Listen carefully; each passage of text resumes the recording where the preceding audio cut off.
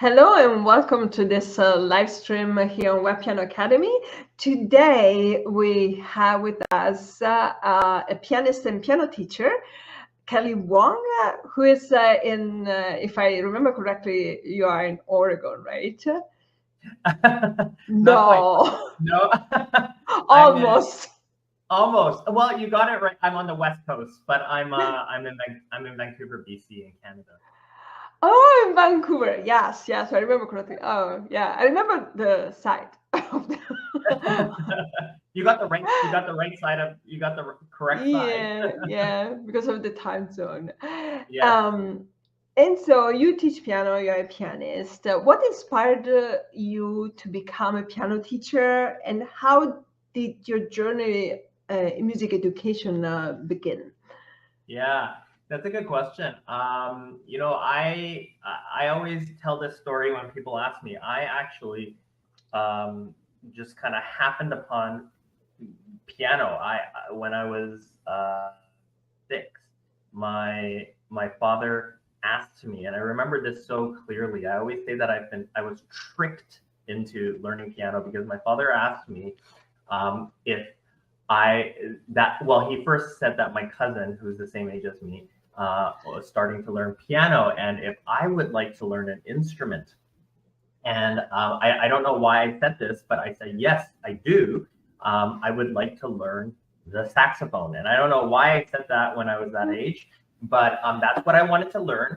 And he kind of looked at me and he said, oh, okay. How about we start with the piano first, and then you can learn saxophone? And I said, okay. And so they put me in lessons. And of course, once I started lessons, I was never allowed to stop. So I never actually got to learn the saxophone at all. And, for many, many years throughout my childhood, and I just didn't love the piano. I didn't love learning the piano. I never particularly enjoyed playing, but I was never allowed to quit. And I was just one of those kids who I just sort of did as I was told. So, I wasn't allowed to quit. And so I just did it. And, it wasn't until I was probably about 13. I was about 13, and I think finally my parents sort of just didn't want to hear it anymore. And so they said, yeah, you can quit, but you talk to your teacher. And at the time, my teacher was adamant. I actually asked her, and she was adamant. She's like, you are not allowed to quit, even if your parents said yes. So that was sort of like my second sort of, chance to, I asked, and it was not allowed. And I had a very, very strict teacher that I was very afraid of growing up. And so she didn't allow me to quit. She said I was too good to quit. And so I did it. I continued, and I was really thankful, because I think it was probably when I was 15, a year and a half after,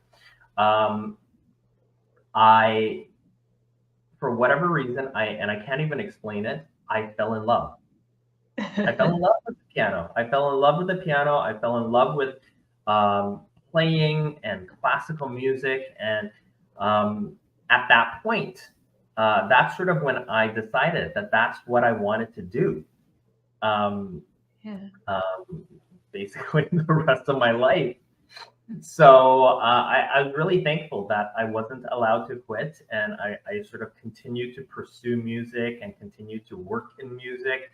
So yeah, that's sort of that was sort of the start of my journey in piano. Yeah. Was your dream to become a more pianist or more teaching, or you didn't have an idea? I didn't have an idea at that age, I You know think. what? When I first fell in love with the piano at that age, and I was pursuing it more seriously, I was interested in being a pianist more than teaching. I first started teaching when my teacher at the time, she would go away every year, summer and winter, she would go away for like a month. And then, so I was her substitute teacher at the time. And that's how I started teaching piano. And it was okay. I enjoyed it, but I wanted to become a full-time pianist. And, I was told after high school by, many people sort of already in the field that it's a very, very hard journey to become. And we go into school and we had to choose whether we go the performance route or whether we go into the teaching stream fairly early on. And I was sort of told by multiple people that it's a very, very hard life, so much traveling, but also years of building up that reputation and having folks support you along the way. And so I ended up teaching more and more throughout school, and I got a couple of jobs. I simultaneously worked as a pianist, as a church pianist actually, and then I also taught at a community school before starting my own private studio. And I think over the years, more and more I've enjoyed working with students of different ages, students with different learning styles and learning needs. But I've always maintained, I would say, up until about COVID, I always told people that sort of about 80% of my work was teaching, and about 20% was performing still. So it wasn't until sort of COVID came around, and then everything was canceled and all of my gigs were canceled. And so ever since then, I've been teaching 100%. That was like 100% teaching now. So yeah. Do you think about going back to performing at one point? I do. Yeah, I have thought about that. And I think as things have improved over the past 3 years, I here and there I get an email or a call or something. But yeah, it's interesting because sort of teaching is such a steady and predictable income stream, I think, basically, right? And that's why I've always had the majority of my work has been teaching. 80% was teaching, 20% was that performing. But at this point, I feel like I would like to at some point return to a little bit of performing. But the difficult thing to figure out now is I'm teaching just so much that when I do have to perform, and I remember, when I used to perform, I would be in, 5-hour rehearsals, and then that would basically kill my teaching day. And then I would have to figure out how to reschedule all of those lessons. And so now with 100% being teaching, I haven't figured out how I would return to performing and, putting in rehearsal hours and, just being there and, canceling lessons. And so, yeah, that's a part that I would have to figure out.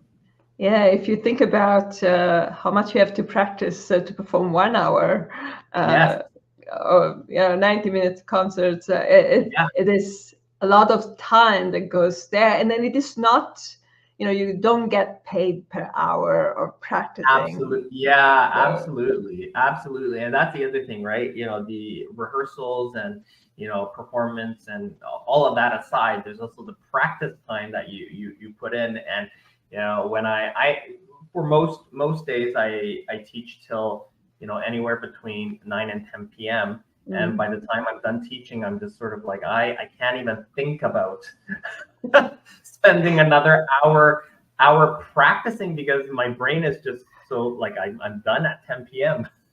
Yeah. So what teaching methods or techniques do you find most effective in helping students to start piano? I think then after a while it doesn't matter anymore, because then when you start actually playing, you're a little bit advanced. you don't really need the specific methods. But right at the beginning, what do you usually use? Yeah, I've sort of jumped around a little bit over the years. For the good portion when I started teaching, many years ago, I was taught in a very, I guess, a very traditional, old-fashioned kind of way, and I remember I still used the same books and the same method, and I would use the Edna Mae Burnham's Step by Step, and Dozen a Day, and your Layla Fletcher, Michael Aaron, and those books, which are just staples, right, for decades and decades.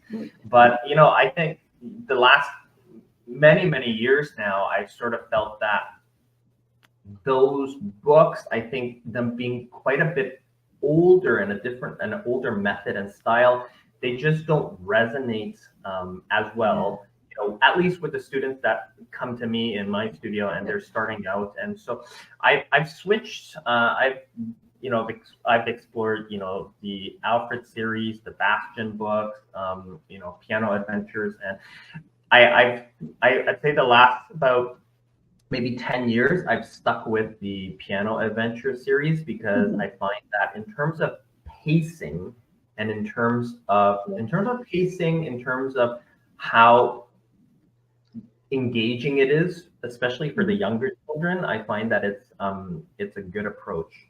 And so I tend to like it. I think it's colorful, there's activities they can do in the book, and so I tend to like that. Yeah. Do you tailor the lessons to the student, or do you follow the books more strictly? Because I know some teachers prefer to follow the books and they follow this strictly just in case they miss something, and then some other teachers, they just follow the students. So what's your attitude towards Absolutely, yeah. I don't like a cookie cutter approach. I've never liked the cookie cutter approach. I use those books. I use method books as a general guide to take us through the curriculum, take us through the concepts. But I'm fairly flexible, just depending on the student's interest and their engagement level, their aptitude. I tend to supplement. I tend to skip over certain things, depending. But I find that if there's a student who really thrives on structure and thrives on a structured progression, then I will tend to follow through the books. Yeah, but I think that's the great thing with method books, and I think that's the fun thing about working with different students is every student has a different learning need, and so we can, as teachers, we can take that method and we can alter it and we can be flexible depending on how our students respond. Yeah, that's amazing. Yeah, I do the same. I had a student, I was just reflecting the other day, I had a student, two students starting last year. One started in October, the other one started in June. So the one who started in June, from basically zero, almost zero, he had just a couple of months lessons with somebody else. Now he's playing the Fantasia in D minor by Mozart, which is amazing, right? An amazing progression. I didn't follow the books with him. I couldn't. It was too fast for any type of method books. It's way of practicing and learning things. It's very quick, so you have to follow him. And the other student who started in October, who is also very, very fast, but he's little one. He's 5, turning 6. So he's now playing the Arabesque by Burgmüller. He also started in October. Now when we are recording this, we are in August. So you might imagine it is for a little one who is not even 6, as a huge progress, right from zero to that piece, which in the Suzuki book would be in, I think they put that piece in book 5, right? But I didn't follow the books with them. But I think, as you said, it is so important to look at the student and see what is that they need, and then what is that they want to do with piano. What is I had a little one saying to me, I want to play a Disney piece for the next recital. That's totally fine, as long as she's learning technical skills and to read the music and to play that musically, and anything is fine at that point. I absolutely agree, and I think that I think that's part of it. Like the danger with method books is, I think they're all great and they're all a great starting point, but the danger is following it so closely and not responding to the student's needs, because you can have a student who progresses very rapidly and clearly has the aptitude, but if you follow it so precisely through the different books, they get bored, they become unmotivated, they're not engaged, and that's not what we want in our studios, and that's not what we want in our students learning. So I think that's where flexibility and recognizing the students' needs are, it's so important. Yes, I'm trained in the Suzuki method in Europe. The training in Europe is a little bit different than the training that they do in the States and America. Overall, it is a little bit more intensive. So that is 1 month, one meeting a month, with exams at the end of the year. You can only take one level per year, and it is a little bit more regulated in that type of way. And I followed for a little bit. I followed that strictly because that is what I was supposed to do as a new instructor, right? A new training instructor. I was supposed to follow that strictly. And at one point, I realized my students were getting so bored by those pieces. They didn't know the pieces, or they didn't like the pieces, and then they weren't practicing the pieces, and the families were not cooperating with me. So it was a struggle of power with me trying to pull them, trying to pull them and try to convince the families, and you are supposed to do this, you're supposed to do that, you're supposed to do that. And then at one point I realized it was completely wrong to do that on my end, because not all, some students are okay with following the method as it is supposed to be, because the families are more engaged and the students follow directions properly. Some of the students are more creative. Some of the students they are faster. Some of the students that get bored by those pieces. They might prefer a similar piece, but with a different melody. Who knows? And so I ended up adapting still the step-by-step process that the Suzuki method has, which is really good. I mean, I like it. But then not to the pieces in the books. I said, okay, that doesn't make sense anymore, because I'm not going to motivate the students to practice this way. For violin, it is probably different. I assume my own kids had followed the Suzuki method for violin, and there is a huge difference, because for violin, you can really add one step at a time. But for piano, we have so many keys, 2 hands, chords, and all this variety of pieces that you cannot really force the students to that type of progression. They will learn the same things in so many other pieces that you don't really need to follow, the step-by-step process with those steps. So you can do something else. And what I did was I also added composition. So students' composition to the lessons, so that they can compose, I don't know, we have a chord progression, tonic dominant. Okay, just change Mary Has a Little Lamb and add your own melody on top of that. It's fine. That's their composition, their piece. And then it's just adding and changing things again and again and again. And they enjoy that a little bit more. Some students more, some students less, but still it is an option that they have. How open are you about composition and piano lessons? You know what? That's a good question. Over the years, I occasionally get parents come to me and they ask, like, can you help them compose in the lessons? And I always say, I've gone through all of, in my own training, I've gone through all of the music theory and composition and analysis and harmony and all of that, writing counterpoint. And that's great. And I know it. I sort of taught them. I used to teach them as, separate courses. But, I would say that I'm not, although I can do it, I can compose a melody, I can compose, whatever.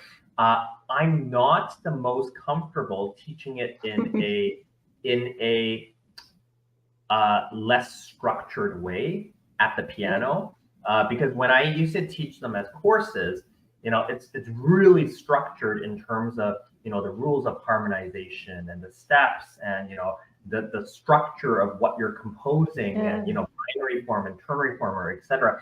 And when I find that, at least for myself, when I'm taken out of that course context where it's solely focused, and I know that I have this 1 hour and an hour and a half to just solely teach the steps for composition, I find it so difficult to translate that into a 1 hour lesson when I have to pack in 40 minutes of actual practical playing, right? And helping students learn their pieces. And then just doing 20 minutes of composition.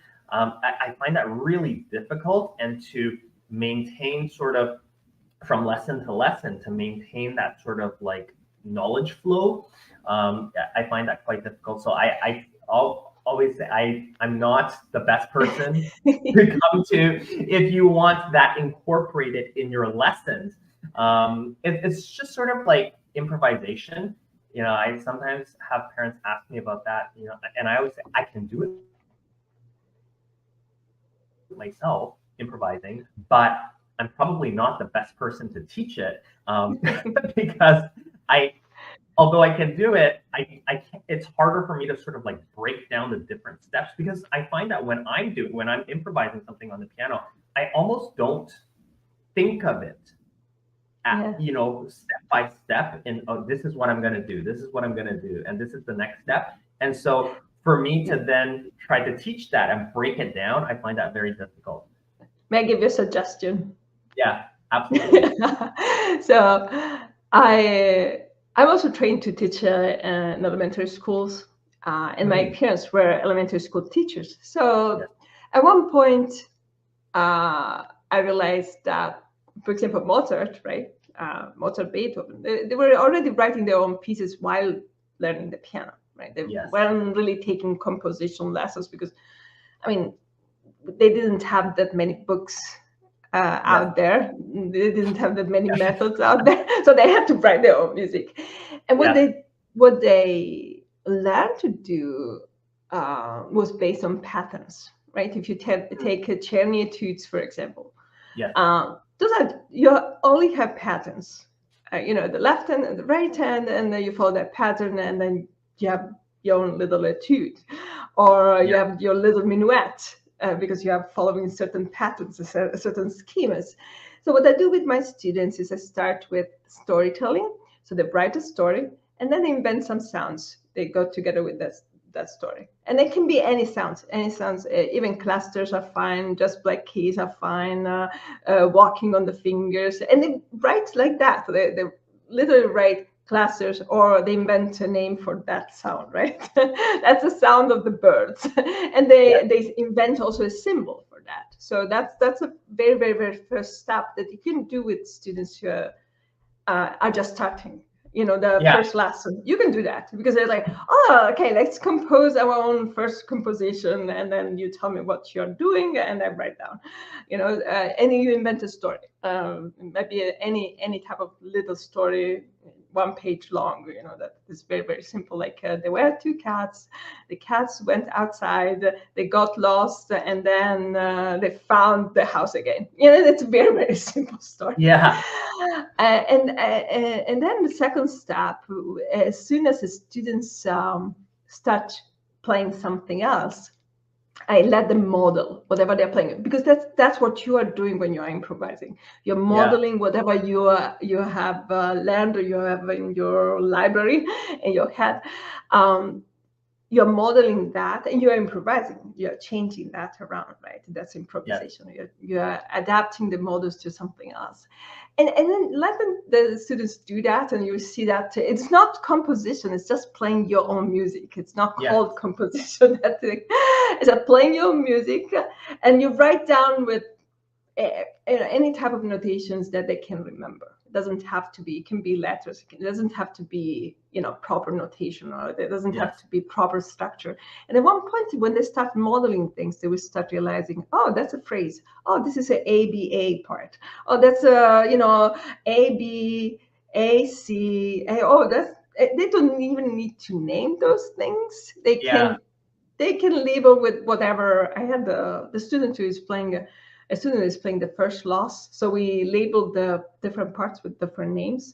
So she called the first ending, that's the first loss, and that's the second loss. That's the first fine, that's the second fine. It doesn't make any sense, but for her, this is a way to label structure. She doesn't need to have the names for those things. And so that's what I use with my students. I really,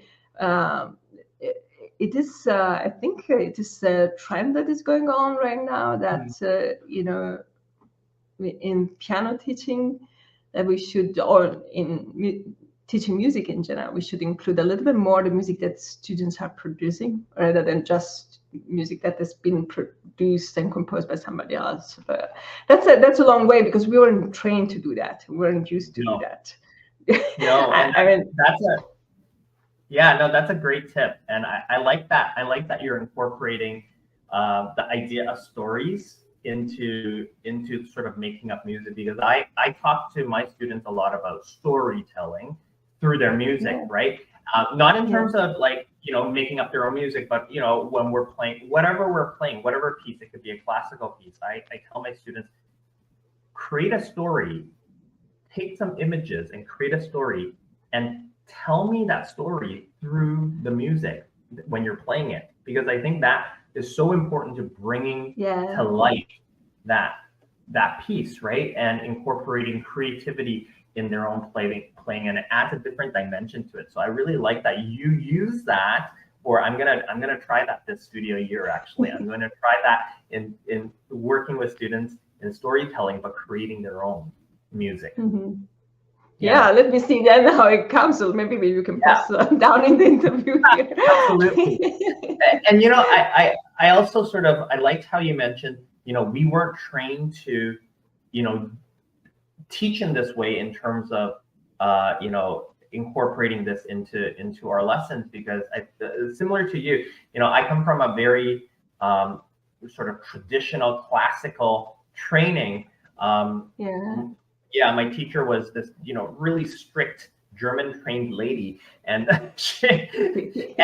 we went through all of, and she was trained in Europe, and we went through all of, the method and the way she was taught, which I sometimes think about, if I were to do the same thing with my students, especially my younger students, they would, a lot of them, I mean, the ones who have a certain disposition and, tend to just do as they're told, sure, they will probably do it, even if they don't like it. But there are many students nowadays where they would just not thrive, or they wouldn't, engage with this method here. And I think culturally, and, I can't speak to, how students learn in other parts of the world, but I think especially in North America, the curriculum, the methods of teaching, but also sort of what parents value, it doesn't necessarily fit, perhaps the way, we were trained, in a European method. Some things get lost in translation to North America here, I find. Yes.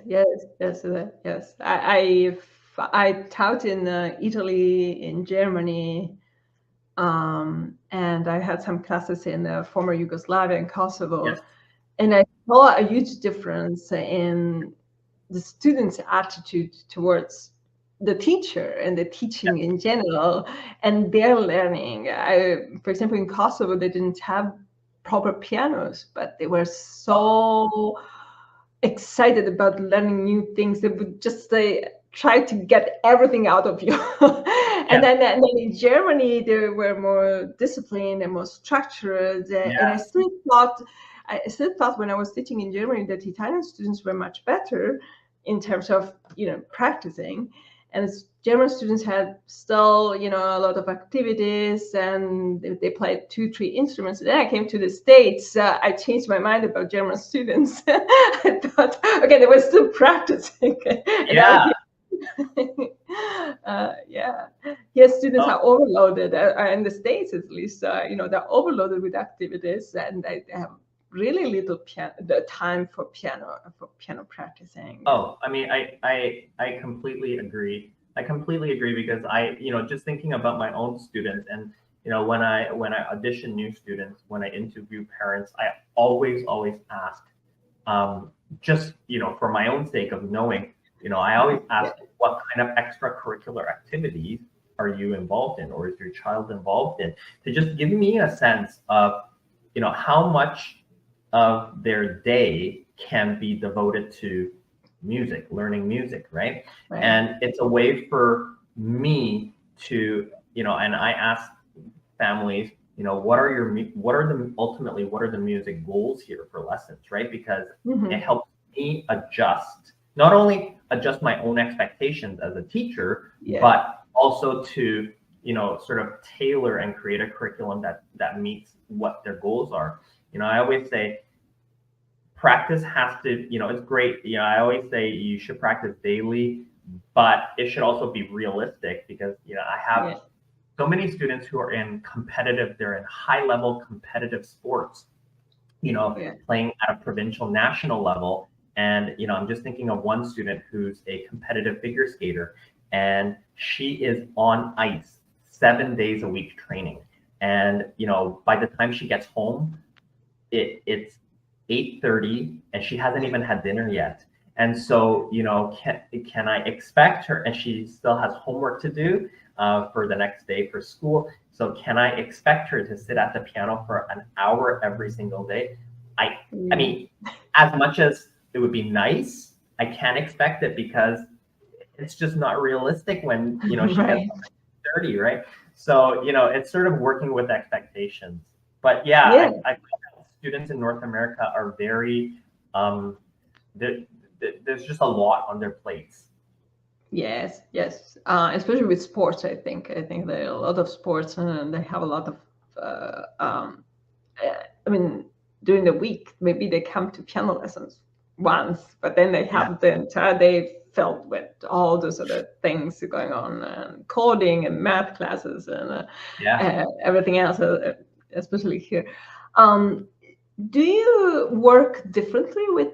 Do you teach? First of all, do you teach all age groups? Or do you work differently with them? So what's the approach in teaching? Is it different for you teaching adults, for example, versus kids? I mean, absolutely, because again, I'm not a fan of a cookie cutter approach.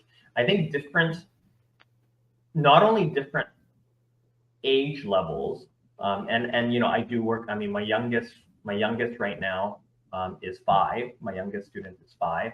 My oldest is 71. And so, everyone, I think different age groups learn differently. It just makes sense, right? You process the information differently. With my adult students, I incorporate more theory in sort of like an unstructured way, but I'm able to sort of explain, if they have they approach a dominant 7th chord, I can explain that and they get it, really quickly, or, a cadence resolution, they get that. And I find that helps them, although from a practical standpoint, in terms of playing, they may not, get that, right away in terms of how quickly it is. But I find that the theoretical understanding helps them in the learning. Whereas, I can't explain what a dominant or diminished 7th is to a 5-year-old because they just wouldn't get it, right? And so right. So definitely, I think different approaches, but like even for I don't know, let's say a 12-year-old who has no background in music, I wouldn't use the same method books, because how boring would it be for a 12-year-old to play the same method books that's made for a young beginner who's 5 or 6, right? And there wouldn't be any motivation there. So I definitely sort of change not only sort of curriculum material and how I adapt that for different ages, but also, the difference of introducing theoretical concepts and helping them understand music, talking about music history, and talking about composers, and talking about styles of music. And it's so different for different age levels. I find even within, I can have 3 5-year-olds, and those 3 5-year-olds will have different learning learning capabilities, and what they're interested in. So it's a lot of, I always say it's a lot of figuring out what the goals are, but also figuring out what the personality of the student is, because that's a huge indicator of, where I go in the lesson. Yes, I find that considering myself more as a mentor to students rather than a teacher. I mean, there might be both terms might be used, to describe the same thing. But as a mentor, you are really following the student in the student's needs, and then you see the student and say, okay, so this student wants this, and this, and it's this, and this, and I'm guiding that student in what they want to achieve. Then with piano, with music in general, but also in terms of then if you look at the things that we do with students in terms of personality too, right? It's how they change their personality and their confidence and all those other things. It is amazing that we do that in piano lessons. We have the ability to stay with students for a very, very long time. When they don't start and they just take 1 year of lessons. Usually they take several years of lessons. So we influence them in their development, in their growth. What would you suggest to adult students who would like to start taking piano lessons? So what should they consider? Because many people start piano lessons, but they don't know what to expect. And they might think, okay, so I'm taking piano lessons. And then they take the first piano lesson and they start not practicing, not coming, having too much to do, and pieces are too difficult, so I don't know if I can do it. So what is your suggestion to them? Yeah, no, that's good. I think it's, adult students working with, I really love working with adult students. I currently have, in my studio, I have 10 adult students that I work with, all at different levels. The one thing that I tell everyone, all of my adult students, regardless of level, age, one thing I always say is just be kind to yourself. I find adult students are very hard on themselves. They're very, very hard on themselves. And I just say they always, and it doesn't matter, again, what level they are, they always think that they're doing so horribly when, I hear it and I'm like, what are you talking about? It's great. Right? And I think adult students are really hard on themselves. So I always say, first thing, be kind to yourself. It's a learning process. And it's never as bad as they think it is. They're always their own worst critic. The second thing is I think it's tempering expectations. I say this because I have lots of, I meet lots of adult students who are like, I want to play this song and this song and this song, right? And it's great that they're motivated to play all these songs, but you can't go from 0 to this song, whatever that song is. And I'm happy to teach the song, but maybe a easier arrangement of it because if you want to play Chopin's, Opus 9 number 2, right, Nocturne, and you have, very little experience on the piano, you can't go from, barely any to that, so I'll look for a different arrangement of it that's, simplified. And I think tempering expectations is so important, because when you don't do that for adult students and they become frustrated and they're like, why can't I play this? I've been doing lessons for like a year. Why can't I still do this? It's, classical music is really, there's just so much intricacy and details. And it doesn't actually have to be classical. It could be pop or whatever.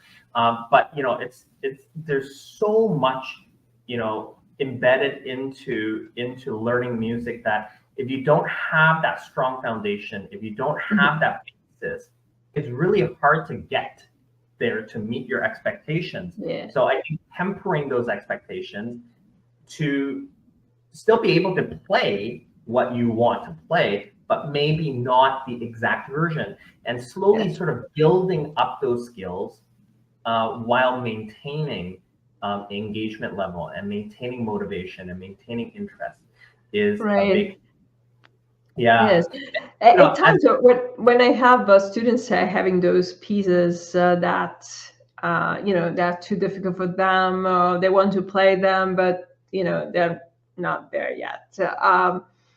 If you don't find a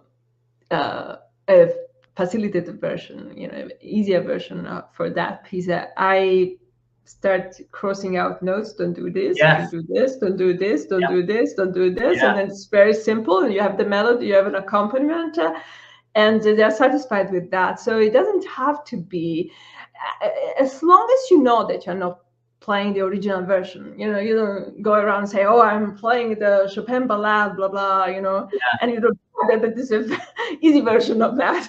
That's probably wrong. But really making your version of those pieces, because then the arrangement is nothing else than somebody else has taken the notes out. That's it, right? Absolutely. So you can do that even if the version is not online yet. There is no version, out there. Maybe the students can publish them. So I don't want to take much of your time, but what do you find most rewarding about being a piano teacher, and how do you envision the future of piano teaching in general? Yeah, no, that's a great question. I'll sort of touch on a little bit of what you said earlier, which is, students stay with us for a really long time. And I think that's the beauty of being a piano teacher versus, oftentimes, a classroom teacher in a school. You have the students for 1 year, maybe you have them for the second year, and then they move on to the next teacher or the next class. We have the privilege of working with students for many, many, many years. And, I've been teaching for 22 years. And I have students who I started with, when they were just little kids. And, I'm just thinking of one student. There are a number of them that still keep in touch with me after they graduate, and we become friends. And they're adults now. And there's one student who is now getting married. She's in her late 20s now. And so, it's just so lovely to have that relationship over the years, see them grow, have the relationship with, the families. I have families where, they invite me to family events, which I think is such a beautiful thing. It's such a beautiful thing. And I know all the grandparents of my students, the family, the uncle, the aunts, and I teach the first kid, and then I see the second one just born, and then the second one will take lessons with me. So I know these kids since ever. They go to the university at one point, and I feel like I'm a second parent to them. Yes, or the third parent. right? Yeah. And I think for me, that's the absolute most rewarding thing, is having that relationship, with students, with parents, and it's what really brings me joy in teaching, and it's what keeps me teaching, I think. And then your follow-up question was, the future of piano teaching, and I think, yeah, I think the last 3 years have been really interesting, and I can speak on this for myself. Is I think prior to COVID, so many studio teachers, so many teachers just operate on a in-person space, right? And I think that COVID was such a big shift for myself included, in operating and working in a virtual space. And I have many colleagues who to this day are like, I hate online lessons, I refuse to do online lessons. And absolutely, it's not for everyone, but I think that's a big thing to sort of that I think we will continue to move forward to. For myself, I just have so many students who are not even here in BC. They're just, in other parts of the country, in the States, all around the world. And I think it's a wonderful thing to be able to connect on a global scale, to be able to share music and sort of impart skills development in learning piano, just on such a wider platform. And I think that will only continue to grow as people continue to embrace a different learning modality. Yeah, I agree. I too have taught a little bit more lessons online, and it is a great opportunity for us to have our influence a little bit everywhere. And the students, they can literally pick and choose the teachers that they like the best. And Absolutely. that's great. Yes. Yeah, absolutely.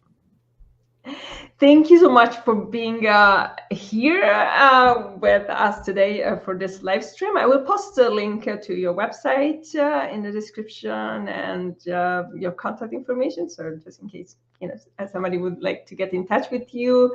Thank you. And yes, thank you so much for spending your time with us, and for this lovely interview. And I will see you around. I see your Instagram is growing crazy. It's beautiful. Thank you. Thank you. It was an absolute pleasure to speak with you and to do the interview. So thank you very much. Thank you. Bye. Okay, bye.